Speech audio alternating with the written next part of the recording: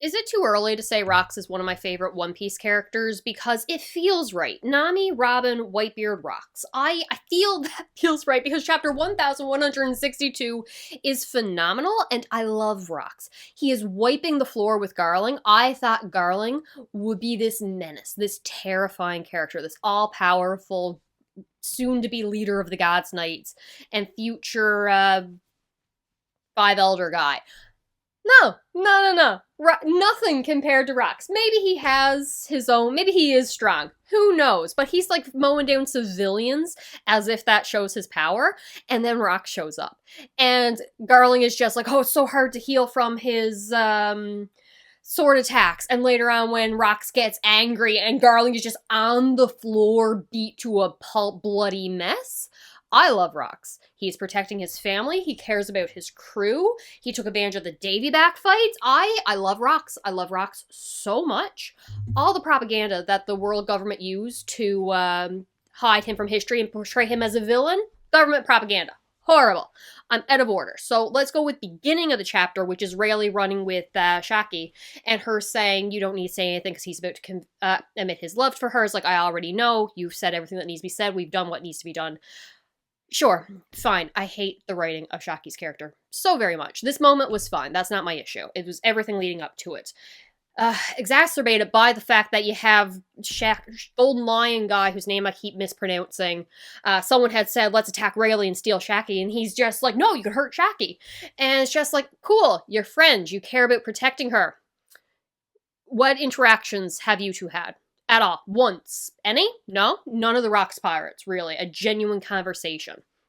It's fine. Whatever. So everyone else is like, okay, Shakky's been claimed because we came here to win her like a prize, but she's already gone. So let's go steal all the treasure. And they're all running for treasure. It's a whole out battle. You have the Marines, you have the Rox pirates, you have Roger pirates, you got Garp who came here for Roger. And Garp now finally took notice after barreling through half the island of all the dead civilians. He might have noticed the big X's and targets on their backs because they were being hunted like rabbits. And he calls up Sengoku like, what is going on this island? And Sengoku's like, yeah, I heard a report about this. It was jumbled and rambling, and then that Marine who gave it went missing.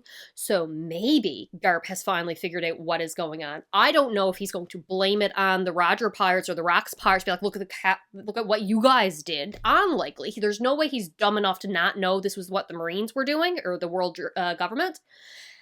So I think like Whitebeard, he didn't know the extent. He knew the celestial dragons were doing something on this island. He knew it was bad. He just didn't know it was this bad. I really, really, really hope we get a moment with him and Dragon and their conversation about how they choose to move forward from this. Dragon goes to start the Revolutionary Army, and Garp chooses to stay within the Marines, making the changes from the inside, raising and training the next generation to be able to fight back. But I don't know why he's staying with them after seeing all this, and he still chooses to be like, no, we have to do this from the inside. This is the legal, proper way to make changes. There's a genocide on an island here. You're massacring people. Garp is a very complex character, and I need him and Dragon to have a conversation about the actions they're choosing to take. We see Kuma and Ivankov finding their devil fruits. Well, Kuma getting his devil fruit. Ivankov's holding the fish fruit, and Big Mom shows up and steals it from him, planning to giving it to Katakuri, only to be betrayed by Kaido with a shit-eating grin on his face as he whacks Big Mom across the head, steals the fruit, and eats it. And it was hilarious, quite honestly. Big Mom is pissed. Kuma is only focused on eating the devil fruit as quickly as possible before getting it stolen, so he can save as many people as he can. And we know this happened, obviously. We've seen it before. But this time we see the faces of some of the people that he saved. He's like, I don't have time for your thanks. Let's just get you all out of here, as he teleports them away, and still they're all smiling and thanking him for everything he's doing. They're saying like they gave up on the possibility, that they had no hope of surviving this day, and Kuma has given them that hope back. And I forget how many people that he got off that island, but those people survived to tell the story of God Valley. So are they coming back in the story? I hope so.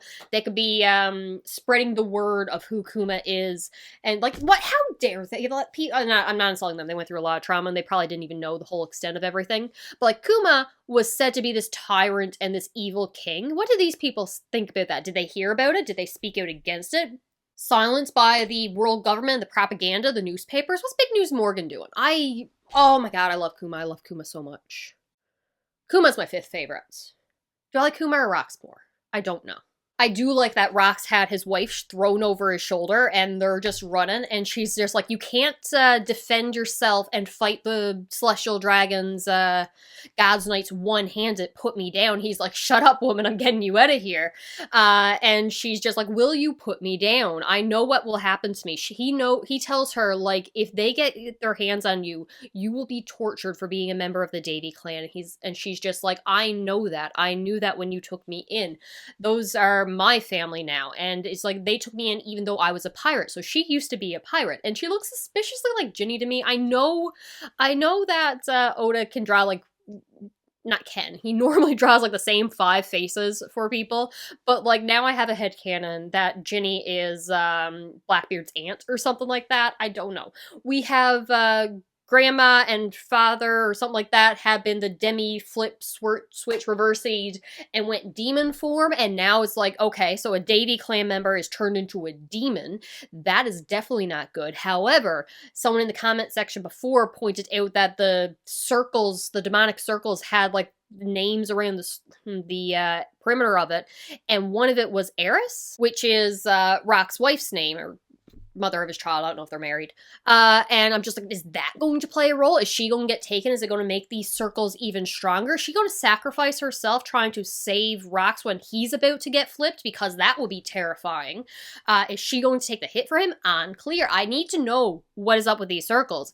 She eventually gets put down as the God's Knights are coming up upon them, and she's like, listen, if it looks like they're about to take us, I will kill Teach and then myself. Meet me at Lulusia, and we will be together then. I won't stop running. She is strong. She will protect Teach. And Rox lets her go. And I'm like, Lulusia? Again, this island that has been wiped from the face of the earth. What connection does Rox and Eris have with Lulusia? Why was that their meetup place? Why was that where Eam took his anger out on before and just wiped it off the face of the earth? Or was it just because Saba was there? What was up with Lulusia? We need more history there now. Garling and his crew show up with a pissed off Rox. Like, why are you trying to protect me, Eris? Like, because he couldn't fight with one hand. He wasn't strong enough to fight one-handed, so she had to go and defend herself. So he, I think, takes out all his anger out on these God's Knights. He looks like a raging demon, and I am all for it. Garling, face in the ground. He is knocked out, and I love that. We, of course, get the most beautiful panel of Dragon running with baby Shanks, swearing to protect him, and Eris running with little Teach, swearing to protect him, and the fact that they're both thinking at the exact same time, I won't let you die, willing to risk their life for this child. I love it so much. It's beautiful. Then you get the terrifying effects of the world government as there's people on the shore screaming like, Navy, come help us, save us. It's the Marines, they can't be that bad. What's going on here? And then it's just a communicator thing being like, this is not a world government allied nation. And it's a Marine ship blasting the side of the island, probably killing more people. Ridiculous. This is O'Hara all over again, or before O'Hara even happened. And then you get Eam's voice talking to Saturn as he's sitting on a rock watching this happen. And the fact that he's even present, supervising the extermination of this island, this hunting game that they had, I feel like there was also more going on this island. But what do you know? So Eam says, Saturn, is Rox dead? So was this a trap to get Rox? They didn't know that his family was there, or maybe they did. Who knows? Saturn says, well, things have continued to unfold outside of our expectations. In fact, all this intense destruction, I believe if it continues, we risk something else being unleashed. And then you have Marine going, what is that? A dragon. And dumb Jessica is just like, a dragon? Did they summon a dragon? Kato just ate his devil fruit, perhaps, Jessica. Pay attention. And then Eam, I'm assuming, is saying that must not be permitted. So is there something on this island that could be unleashed? Is it an ancient weapon? Is it... There's a bunch of devil fruits here, but we're assuming they were all brought here because of the games as prizes. What if there was a devil fruit that was naturally there? No, I don't think Eam would allow that. They found something on this island by coincidence that would have made the Great One please. We're assuming it was the Davy family and wanting to exterminate them. Davy Jones. Davy Jones is imprisoned in Davy Jones' locker, and the destruction of his family in such a manner will allow him to break through, rise up, and attack Eam. Still going with something about the Waters clan family. I don't know. I don't know what they don't want unleashed. Joy Boy. Roger, Garp, and Rox all end up in the same area, but they don't immediately start fighting because there's too much chaos going around, and no one knows, like, who's doing what and who's on what side. They all have there for their different priorities, and I'm like, I need these three to team up to take down Eam, or the government, something. I want them to team up, even though we're told that Garp and Roger team up to take down Rox. And I guess the biggest theory is that Rox ends up getting flipped, or is attacking in anger after everything that happens with his family. Most likely gets flipped, turned into a demon. They have to fight to take him down. But it'd be better if the three of them just teamed up to take down Saturn, who has merged with Eam. He's sticking out of his head or back or whatever as this monster. And that I'm so confused with that. Not confused, but like I had assumed that Gunko was the only one Eam could possess for some reason. Like she was the sword of God. Like it was her that could be able to be taken over. Something about powers or whatever. But I guess anyone with the Merc can be taken over by Eam. But my beloved Whitebeard ends up showing up and stands next to Rox. And Rox is just like, listen, I can't offer you very much anymore. And Whitebeard is just like, that's okay. I'll fight with you anyway. Even if, like, this is the end of the Rox Pirates. They're being disbanded. He's like, I owe you in this battle. I drank on your tab a lot. He is just wonderful. And now I need more time with the Rox Pirates because we're led to believe that there was so much conflict among the Rox Pirates that they were forced to join from Davy back fights, that Whitebeard didn't find his family with the Rox Pirates. That's why he went and made his own. But clearly, he did have his family, and he lost it this day. He is choosing to stand with Rox. He's choosing to fight with him. He's choosing to stand with his brother, and then takes in his child, knowingly or not, only for his child to betray him and kill him. I'm upset. And then you have sweet little brother Kaido showed up. I was like, guys, I'm a dragon. I finally got some powers and a devil fruit. Good for you, little guy. We're going to fight some crazy people now. And Whitebeard's just like, great, awesome. What are we up against? And Rox is just like, the world.